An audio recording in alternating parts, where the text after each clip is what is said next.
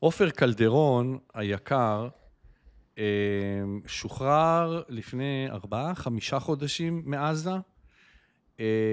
מה שהבחור הזה עבר, אני לא חושב שדנטה עצמו יכל לכתוב סיפור כל כך מחריד על רשע, אכזריות, אימה וסתניות,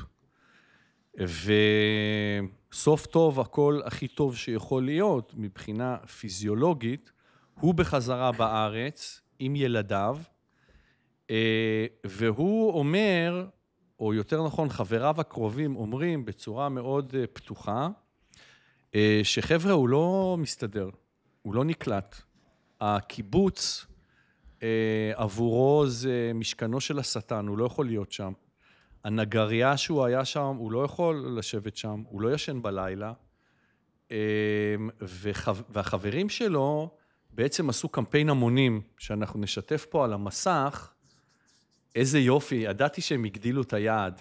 אז היעד היה 1.5 מיליון, הם עברו אותו תוך יומיים, ואז הם העלו את היעד ל3.5 מיליון, ועברו את היעד הזה גם וסגרו אותו. אז כתוב לנו פה, תודה לכל התורמים, הגענו ליעד.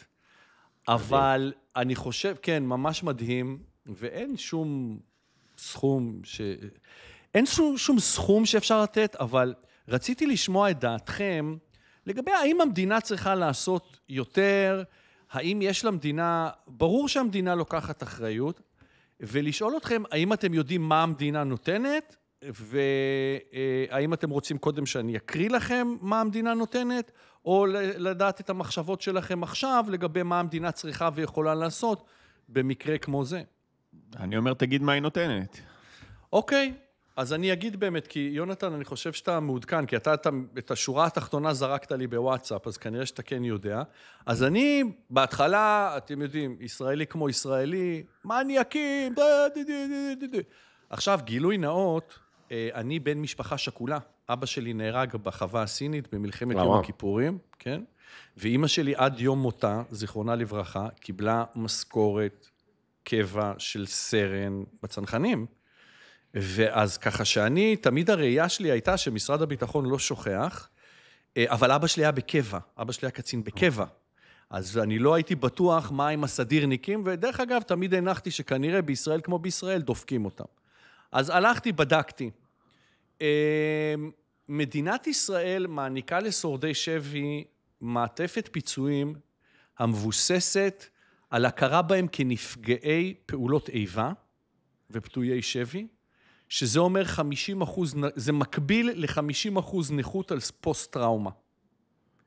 מה שזה אומר, ככה להיכנס לכמה סעיפים, פדוי שבי מקבל עם הגעתו לבית החולים כרטיס נטען עם 10,000 ש"ח, לקנטינה ומסביב, מענק חד פעמי בגובה 50,000 שקל, מענק הסתגלות בגובה 50,000 שקל, בשנה הראשונה החזר שכר חודשי מלא, מן הסתם לפני, מתקופת טרומה, מילואים, צבא, whatever.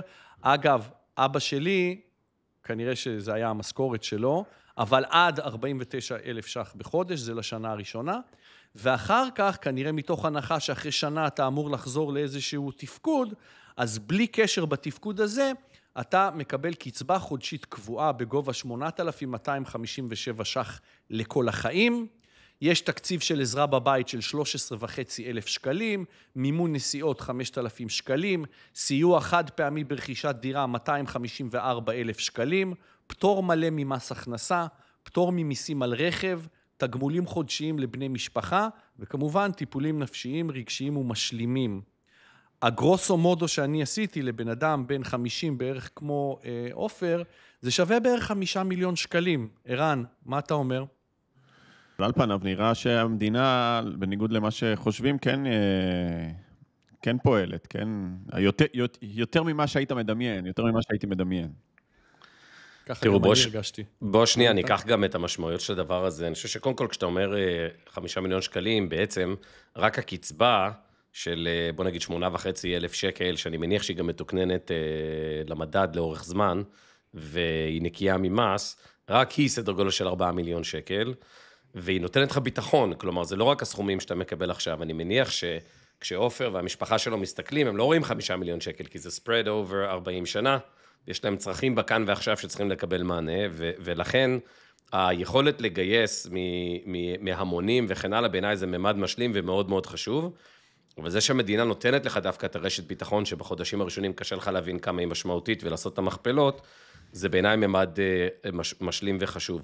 שימו לב, אבל במקרו יש לזה המון המון משמעויות. אנחנו עכשיו עם תקציב ביטחון, עכשיו שעבר עוד לפני התוספות של אחרי התקיפה באיראן, ויש על זה דיון, של $31 מיליארד, על תוצר של $550 מיליארד, על תקציב של בערך 160. זאת אומרת, אנחנו בשיר מאוד מאוד גבוה מהתקציב, לפני... כמה? 7%?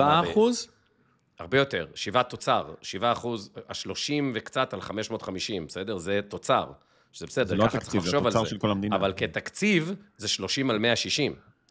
זה אחוז מאוד מאוד דרמטי, כן? תגיד, יונתן, ומה היצוא הביטחוני תקצץ לי מזה? אז רגע, אז שנייה, אז בוא שנייה, אז זה בדיוק הנקודה. אחד, כל עולם הדיפנס טק, והתרומה שלו היום, בכלל כל מה שקורה אחרי הלחימה, זה הולך להיות אירוע מאוד משמעותי. נדבר על זה אחר כך, שנדבר על ההחלטה של הנגיד, כי אני חושב שכל תמונת המקרו בישראל, בסוף בוא נגיד, כשמתחיל להתפזר ערפל המלחמה, ועוד לא התפזר ערפל היום שאחרי. זה שני ערפלים מסוג שונה, בסדר? אבל יש פה נתוני מקרו מאוד מאוד משמעותיים. עכשיו, שתבין שחלק מהתקציב הזה, כל התקציב שנפגעי פעולות טבע והדברים האלה, חלק מאוד גדול ממנו יושב במשרד הביטחון בכלל. שמסתכל על תקציב הביטחון, כן, כי נגיד נכון, תקציב הבריאות של ניתוחים חס וחלילה וטיפולים וזה, זה בתקציב הבריאות, בסל בריאות של בן אדם.